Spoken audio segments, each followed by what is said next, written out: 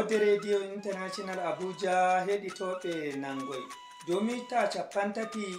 go kilohas ujuneje jowenayi temeɗɗe jowetati sappo matotiral amen ngal internet www.kode.net hawtande channel telegram amen www.t.me/kode radio ima radio gade nde on mbawa heɗitakimi rarukimi ha dow Facebook Kode Radio hawtande channel YouTube amen Kode TV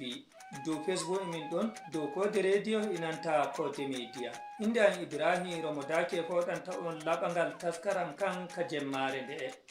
hande en nogas joweeɗiɗi lewru jowenayabru hitande ujuneje ɗiɗi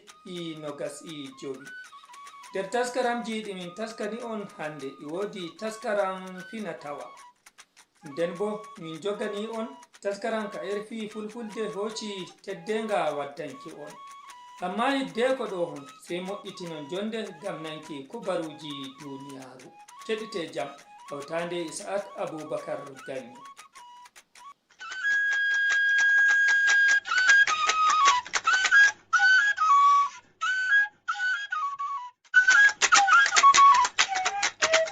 Madalla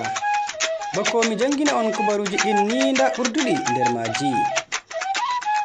On nanan ballitowo gomnajo diwal Taraba o warti iga jahangal tefugo nyawndigu ɗam o waɗi. Hukuma hakkilanki nukiliya andiragu IAEA lorti leddi Iran ngam watugo gite ha taskaram nukiliya leddi ndin. E ton leddi Sudan bo hukuma hakkilanki majalisa wato hijiroɓe ngo majalisa mobgal duniyaru andini wi'i hijiroɓe hewtinta 1,500 lorti gallol Khartoum. Jonta kam nda kubaruji ɗin ɗi fumaji. Ha diwal Bauchi wonde wayla funankeri Nigeria hukuma Hisba hakkilanoɓe didaɗi sharia Islama wurtini didaɗi kesi ɗi harmini lamar ɗuɗɗi ɗam dogginte wakkati moftorde ɓangle ena luttuɗi moftorde ɗam hawtata rewɓe e worɓe nokkure. Nder andinore feere ɗam heɓi watago juuɗe komisinajo hakkilanki kuuɗe Hisba ha diwal Bauchi barista Aminu Balarabe Isa o holli wi'i jabruɗe ɗam ɓe hosini tokki ɓawo mijoji ɗuɗɗi hakkunde himɓe do ƴaɓɓugo keeri wakkati lamar ɓangal ena luttuɗi moftorde ɗam hawtata rewɓe e worɓe ha diwal Bauchi. Ngam majum o andini wi'i ɗum dongal on yowi dow maɓɓe lettake kamɓe on ardinoɓe ko larani sharia Islama ɗum dagatako dow maɓɓe ɓe tijja gite ɓe ɗo lara bofi ɗo waɗe hakkunde himɓe nden wala jabruɗe ɓe hoosi dow maɓɓe.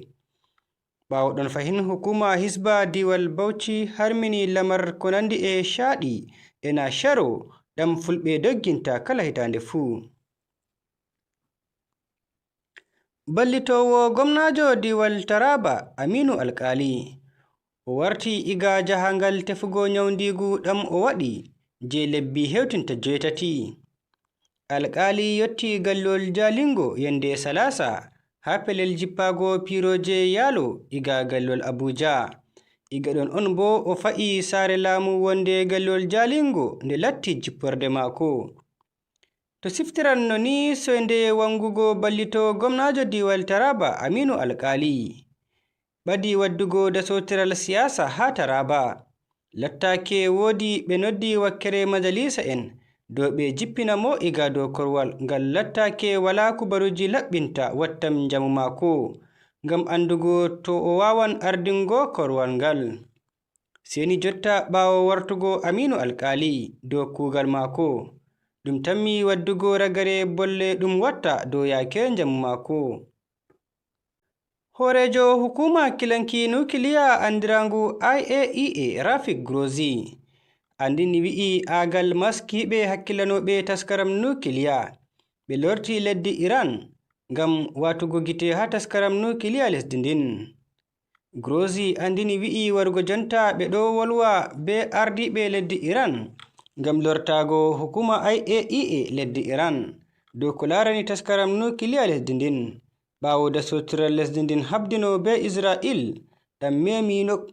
memi nokku sangere nukiliya maɓɓe. horejo IAEA Rafik Grossi ɓeddi wi'iki to yadake kuuɗe lorti ha sangere nukiliya Iran, wakili en IAEA tokkan watugo gite ha ton ngam tabbitingo kuuɗe ɗen ɗo dilla non no yadata be diiɗaɗi IAEA. Haɗo bo hukuma hakkilanki hijiroɓe ngu majalisa mobgal duniyaru andirangu IOM andini wi'i hijiroɓe hewtinta 1,500 on lorti gallol Khartoum ɓawo lestugo dasotiral leddi ndin habdinta nder asaweje saliɗi. Nder rahotowol ɗam ɓe wurtini yande altine, hukuma IOM andini wi'i ɓurna himɓe doggi acci nokkuje maɓɓe dalla konu leddi Sudan ɓe lorti ɓawo dasotiral lesdi ndin habdinta ɗo ɓedda lesugo. Lortago hijiroɓe ɓen ni tokki ɓawo jabtugo gallure Khartoum dam sojin leddi ndin waɗi iga juuɗe bononde RSF wakkere lundanko'en. Hukuma IOM andini wi'i himɓe hewtinta 2 million on latti fayuɓe, wato nder lebbi hewtinta 6 saliɗi hakkonu dogginte e leddi Sudan titan wakkati majalisa mobgal duniyaru ɗo habdina firlittigo dasotiral lesdi ndin. To a itoɓe titan koyen wawata waddango on kenan nde taskaram kubaruji duniyaru e gasar radio Kode International wonde gallol Abuja lamarde Nigeria.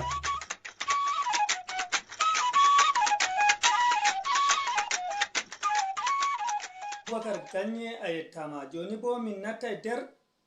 rahotoji amin ɗi jemmare nde iga diwal Kebbi. Gwamnatiwa diwal Kebbi les arnungal ƙauran Gondu rokki hukumaji Hisba e Zakka diwal ngal motaji gamma hoytinanki ɓe dogginirki kuuɗe maɓɓe ha nder diwal ngal. Iga diwal Kebbi da Abubakar Malami Baguɗo i nanta rahotowol ngol. Gona Idris Ƙauran Gandu jihar Kebbi o hokki motaji 6 yago hukuma Hisba hawtade hukuma Zakka ɗum jiha Kebbi. Waɗi nonni ngam hukumaji ɗiɗi heɓa waɗe doggingo kuuɗe maɓɓe ɗe sendugo jawdi Zakka hawtade bo e darego gaɗoɓe kuuɗe malla bo golle kalluɗe to woni fu e jiha Kebbi ɗum nangoɓe ɗum hotaɓe dow lawol boɗugol. Gwamnaji on Idris Ƙauran Gandu hokki motaji ɗin wato ɗon e ofis makko e birni Kabi wakkati hukumaji ɗiɗi waddimo gilla e lamorde gwamnati.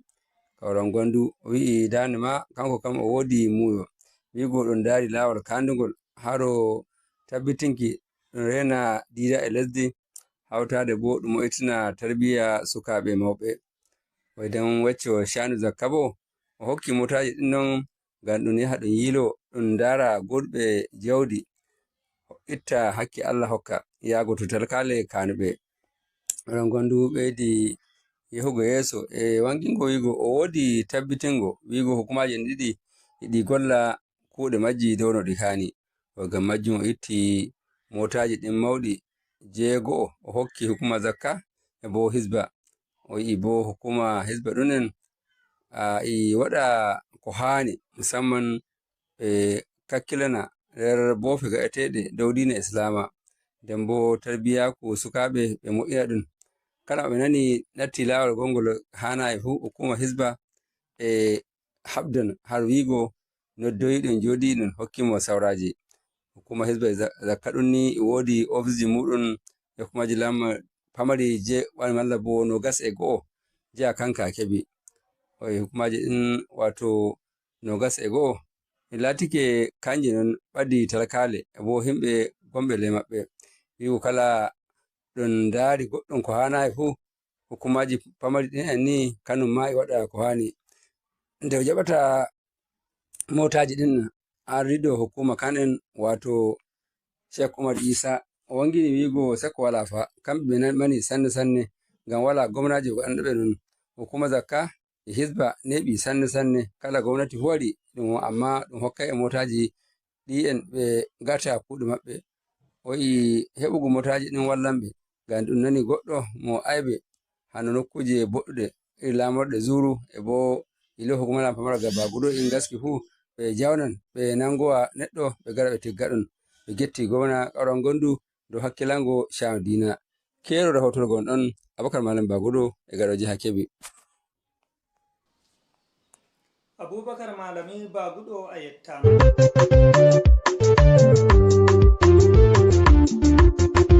keɗite kode radio international ngam nango kubaruji belɗi e taskaramji feere ngam ta on daɗe.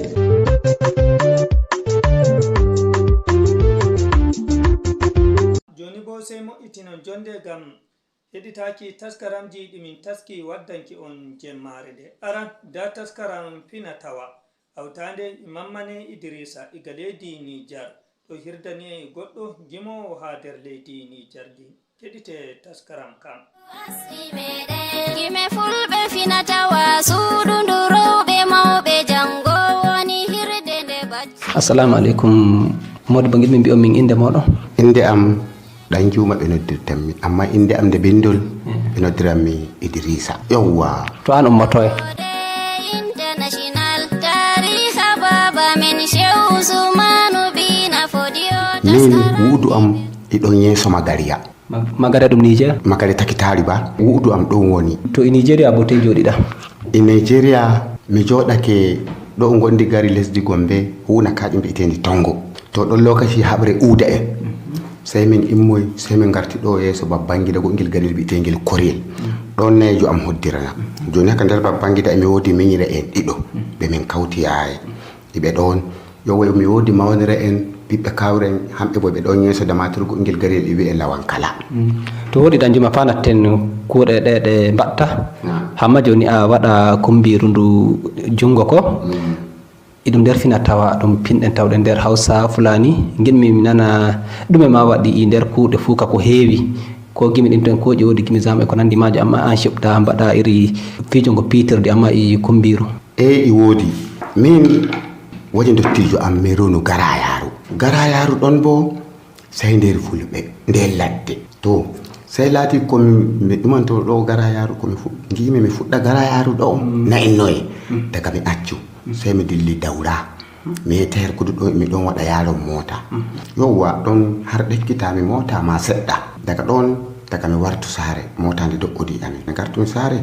sai mawɓe sai mbiyam to kuugal mota ɗo accu a ɗala ngal a heɓa gongal kuugal ngal nanguɗa. Ɓeɓe to min joni ngal kuugal nangaymi. Sai ɓe mbiyam ko ndonu baba maɗa man kay Garaɗo mi fuɗɗi sai ngi fi ɗum wattako. Banye goto a fuɗɗima sai ɓe mbiya kama boka en sarawni en ni. To min bo gaskiya bokanci ɗon emi nana modiɓɓe ko geccoto en. Sai mbi min mi huɓini miiɗa. Sai mi ñoti gulmi ɗo ɓe ɗere Amanda mi waɗi ɓe gabde on fuu mi haɓɓini kadi mi ɗon fiya i daɗɗo. Kama no lakkihol mbaɗtake? Kama no lakkihol mi laatani ɗum fijirde ni nde dillumi sai dillumi Yola Adamawa nder Jimeta. Sai mi fotti goɗɗo bi'eteɗo Alhaji Audu Soja Mai Mandula i Gombi. Lalle wodi inde mako? Yawwa Alhaji Soja Mai Mandula. Sai min dillidi makko emi ɗon komba makko seɗɗa emo ɗekkitanmi nde woro dillay Jimeta. Sai goɗɗo bi'eteɗo Musa sai jogiyam sai wi a tokkataɓe dala joɗoɗa ɗo woje makko? Mi joɗo woje makko. Sai mi joɗi woje makko on. Nde mi joɗi woje makko ɗon mbimi min faguri min giɗi mi ɗekkito. O yahi o hooƴi wuro gongel Cholil mo darumo kwana waddi hay koyje ɗen o wuli gene ɗen o waddi ɓoyde o hosi nder o wi mi yara. Nden puɗɗa lokaci ko ɓe mburtinoy ɗen ɗo ceede Yobe naira 50 lokaci ko ngol wurtongol fuɗɗa majjugo amma ɗe piyama mi yeggiti duuɓi ɗi hanjino. Yawwa kawai nde jarmi mi waali nde fini ɗi wodi goɗɗi pikiki o waɗanta ɓe register o wi kin ɗo piki hanki giɗi mi mbaɗen mbimi to shikenan kawai nde fini nde koye mi gulimi makko ma kawai nde piyima kawai sai o wi piki kinki e register kawai hanki mi ɗekkitaki ki. To daga mi wakki gulima kawai daga mi dilli Jimeta mi tokki Musa Hadeja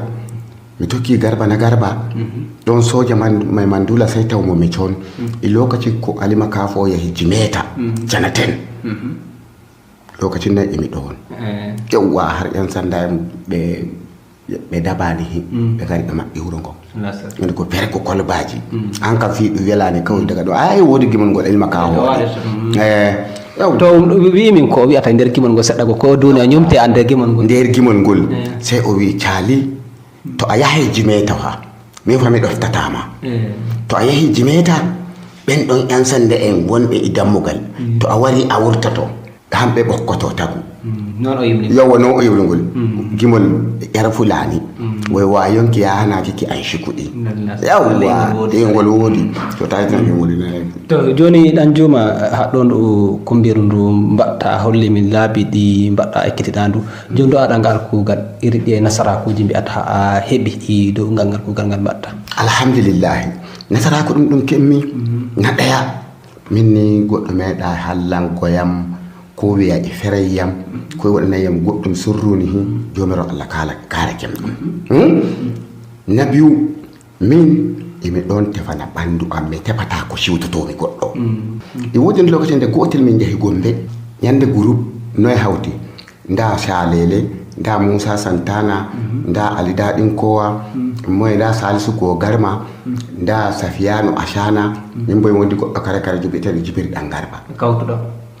to sai min kuuli ɓe duniya e ɗon e woodi goɗɗo pirono wanzami en mo kuriya emo ton kawye wala mo ɓe feral ñande ba'ate ɗon ɗum meeɗi godagoyam emi wa'ati t-shirt yel ñande ɗum ferdoyam ba'ate ɗiɗi amma kuma sai ɓe ngari ɓaawo toggoy ɗam ɓaawo am ni sai ɓe ɗumanti ɓaawo man ɗe mema yam ɓe keɓa yam Allah lam ɗo karake madalla non mbaldumi nde fini sai o hawtimi o nde min mbaɗi iri meeting ɗum ɗo min kawti gonduɗe kayya ko wara maɓɓe muɗum ko wara maɓɓe mum mi wurtake mbi to ɗum timmini min mi wurtoto mi yaha mi soña mi victoire har mi dilli sai ɓe noddiyam ɓe ɓe ra ba'ate ɓaawo toggoyel maɗa to ɗon andi ɓe meeɗi goda ɗon andi kuma haɗi law min ko mbaɗaymi fo e duniya kala ko heɓiyam fuu mi wiyata mo gondumi ɗon mo mbaɗaymi sana ɗo han waɗaniyam a ɗalani ɗum jawmi wasay mi wiya jomirawo Allah mo tawakkaltu alallah way wodin lokaci nde nde mbaali mi ciya jamu mi tuute kama udu billahi sai ɓe mbi ay ɓen ɗo ɓe kuudata hakkil mbiɓe aa mbimi Allah laami ɗo yowiyam tawi goɗɗo ma waɗanima goɗɗum heɗima jomirawo ala dama ile ñande ko dañeɗama ko heɓatama ko keɓata fuu Allah laami ɗo ɗum man taki ɗum yowwa Allah hani rokkata to mi yahi to a rokkama naira 200 to mi rokkama Yobe Allah barkiɗi to joni e ndu kumbiru ndu mbaɗta kadi a heɓa fa ko kumtira haaje maɗa ɗum hande e jahango jogoɗa yaaji maɗa ko nandi majum to Allah yerdake mi te'i e kumbiru mi waɗi hiduma ɓiɓɓe e kumbiru mawɓe deydey mo taali ɓe andiyam mi andiɓe bo ɓornari ɗon gayru mi itta ceede mi sooda ɓornari ɓe hekkiti daga ko nangi gafelol alkebba ɗumi fu humnere mi neɓi mi soodani tu barka ndu kumbiru to mi heɓi imi rema mi sooda dabbaji sai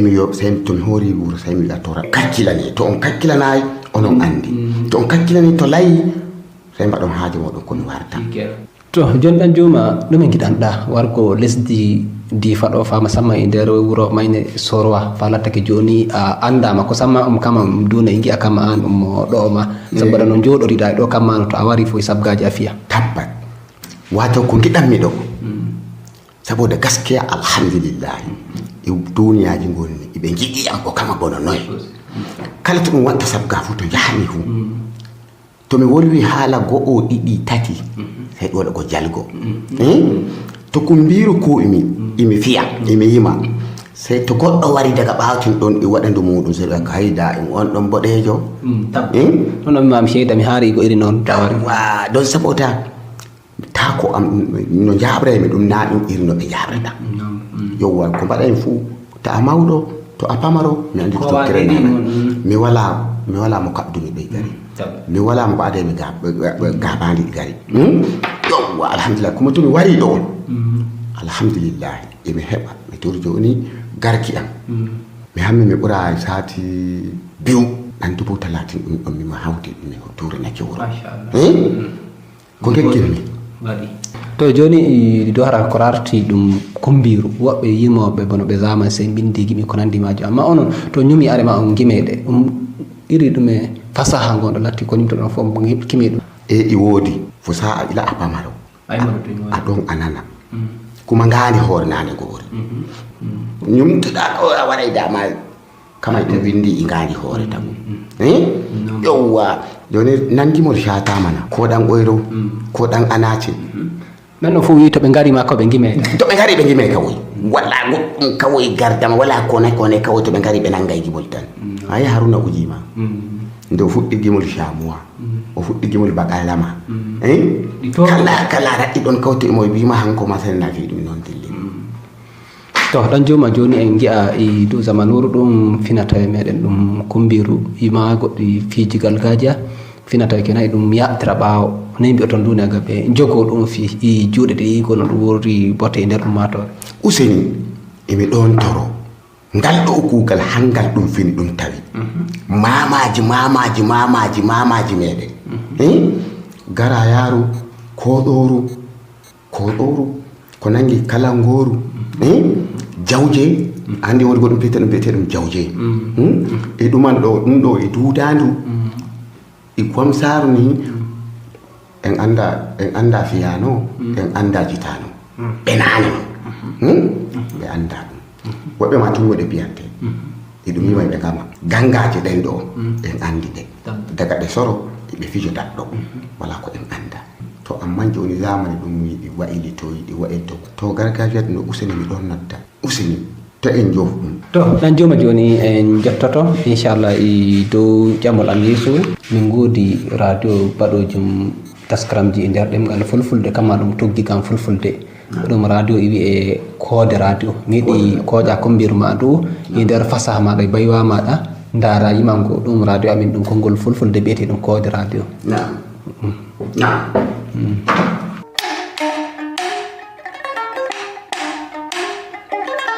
Bismillah rabbana Allah sarkin dare da rana ke inde Allah mawɗo sheni ɗo bo fuɗɗiray mi ɗan yuma fulɓe jemma waɗi yemma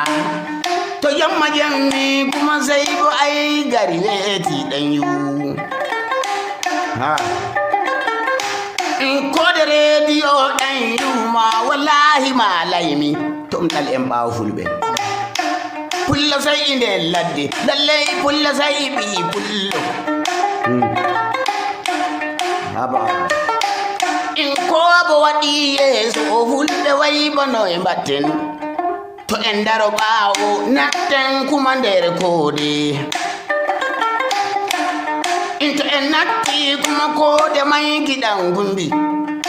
enen ma joni bo en andi tokole kuushi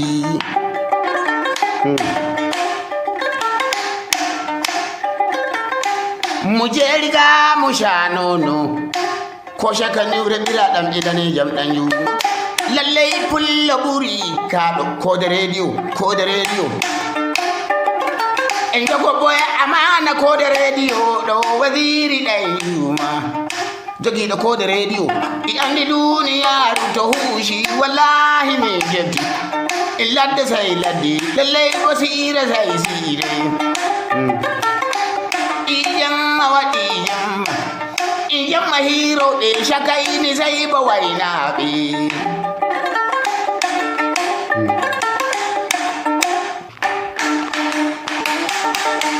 bismillah Allah kuma inde Allah mawɗo am shaniɗo boɗɗiray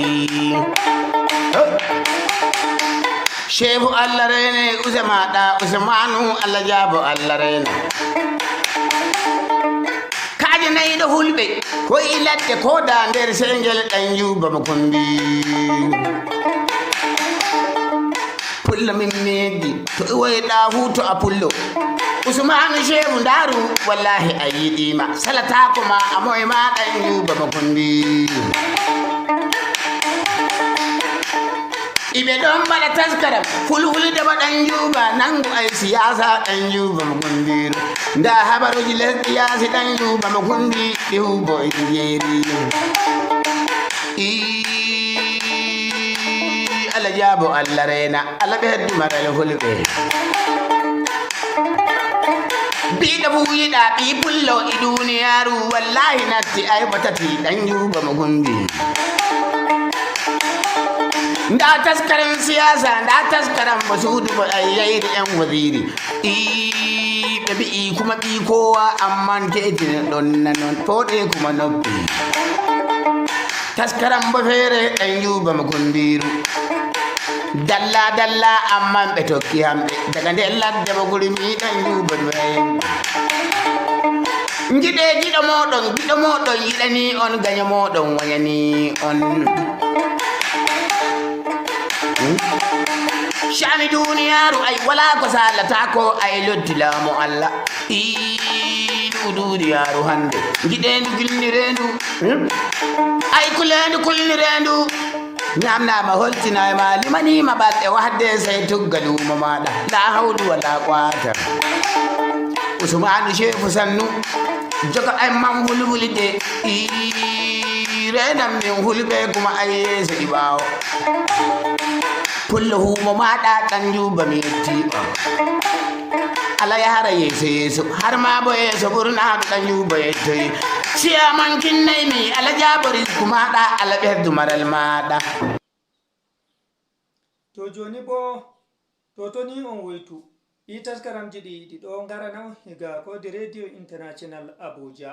on ɗo heɗitomi rarami ha dow facebook kode radio hawtande e kode media sey channel youtube amen kode tv nden bo on mbawa jippinki taskaramji amen kala nde giɗɗon fuu ha dow channel telegram amen www.t.me/kode radio ko radio garden ima weeyo amen go internet www.kode.net joni sey moƴƴitinon jonde gam nanki taskaran ragare ha taskaran ka RFI fulfulde ɓocci teddenga waddanki on keɗite jam. baylo ko meccal gadantewal ɓoyngal baylo ko baylowo jamɗi ɓaleri watta ɗum kutorgal ma o wayla kanŋe walla kalifi o watta ɗum cuɗari en jillima bayla Alhaji Doro Gueye wonko e nder jeeri lambada legal yombol ɗo e Dakar o gorko mawɗo baylo fuɗɗi ngal meccal ngal o tawri jinnaɓe makko koye hitande 1950 bayla noon min gaddoto hen ko bayla ɓaleri gila e jambere ha e sakade ha e dialo ha e woroŋe gueɗe kutorteɗe ɗum fof min tafanno min tafi ha juuti noon min ummo hen min paata e bayla kanŋe noon toon koko ñantata rewɓe meɗen jowo kalkal jewe mbatte koye koyɗe jewe tunte mbatte koye juuɗe cakka ɗalwala e ñeñemaje e doɓɓe siminaji tattatiji cabbi tati kaaƴa ɗum ñeña ha yoɗa ɗum ɗon fof koko ñantanno adan rewɓe fuutankoɓe debbo fuutanke so yiyama tan ene ande o ko halpular saabu ɗum ko minen mbatta mum mantode ganduɗa sa yi ɗum tan a wiyata beele o ko halpular. Alhaji Doro Gueye arti e kutorɗe tawteɗe e nder bayla min kutorto ko fulla ɗum woni ko fiyata ko ɗum woni fulla tawata ko aɗa jogui tande ko tande sakkoto aɗa tako aɗa jogui fulla ma aɗa jogui ɓisgal ma aɗa jogui bosgal ɗo kaynuɗa jamdi ndi nde tawno baylagu ko hindi e leñol fulɓe gorkaji o artini en e no gollal ngal yaranno nden ceergal hande hanki e bayla hande pullo ene waɗa saaha so addi tafmumum tan jarani ko ɗon kalde so welama ñalla ɗon ha hiira kala nde ene ara kam adda dammuwol ene adda dammuwol ne adda ko kala ko hattani minenne ko min kewani haaldude e mabɓe no fewi nde pullo e baylo kadi ko denɗiraɓe kadi hoolare nden wonnode joni kam way kono koko ustini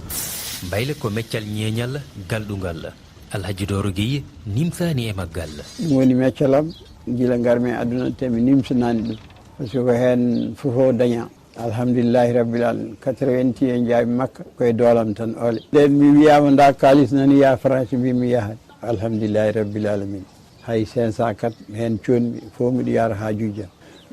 eyyi ko dañ fonno dañede fof dañama mbiyata kone weeli wona bayla natti waade no wano nden ete yonto hande ngo huccani hen no fewi e sukaɓe joni de kam joni mbebani nannude joni e ɗin ɗon golle joni nde wonno kiliyaneɓe mumen kadi joni ngala kiliyaneɓe mumen joni kewani eyyi ɗum ɗon kam bayla joni sukaɓeɓe ne ɗesi yeebade tan ene yeedi ɗesi yeebade gadani ɗi liggueyaji gadani ɗi kadi kiliyaneɓe kadi waɗoɓe doɓɓe hono no wirumami ni kadi ɓenne kadi kiliyaneɓe kadi ngala so yimɓeɓe noon ene ɗesi welsinade joni bayla no fewi kono bayla fotade ɓoyi fuu ɗo min balnata taskaramji amen ɗi jemmare nde dow darde surguɗoya dow darde ingéniajo amen mo jemmare nde Ahmed Arab Aboubacar Asri min Ibrahim Romodake foɗuɗo laɓagal taskaram kan hawti ka mbiyaymi on mbalen jam ma jango to Allah holli en on keɗitoto goɗɗi taskaramji amin kesi amma hidde ko ɗon on mbawa heɓkimin ha dow radio garden inanta channel telegram amin ɗode radio mbaren